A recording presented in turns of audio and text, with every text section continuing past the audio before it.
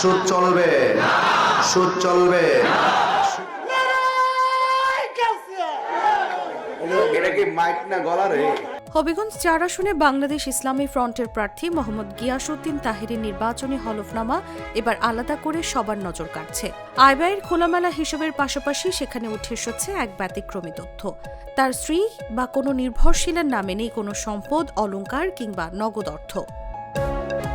নির্বাচন কমিশনে জমা দেওয়া হলফনামা অনুযায়ী গিয়াসউদ্দিন তাহিরের মোট সম্পদের পরিমাণ প্রায় ১,৮০,০০,০০০ টাকা। পেশায় ব্যবসায়ী তাহিরের বার্ষিক আয়ের প্রধান উৎস ব্যবসা, কৃষি এবং ব্যাংক আমানতের সুদ।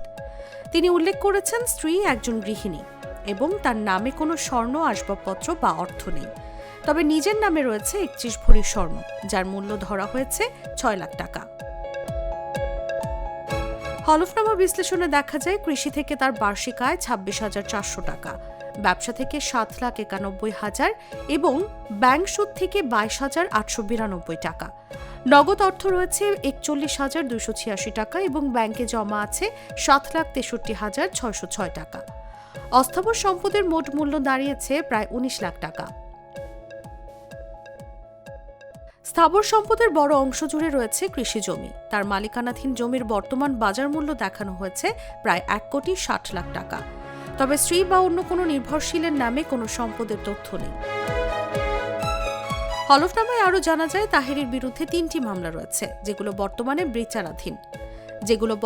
বিচারাধীন। সবগুলো মামলাই দায়ের হয়েছে ২০২৪ সালের ৫ আগস্টের পর।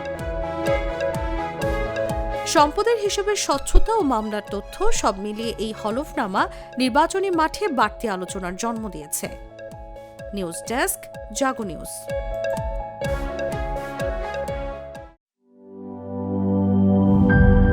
গ্লিটারের টুইন লেমন ও অ্যান্টিব্যাকটেরিয়াল ফর্মুলা বাসনকে চকচকে জীবাণুমুক্ত করে আমাদের দেয় গ্লিটার গ্যারান্টি।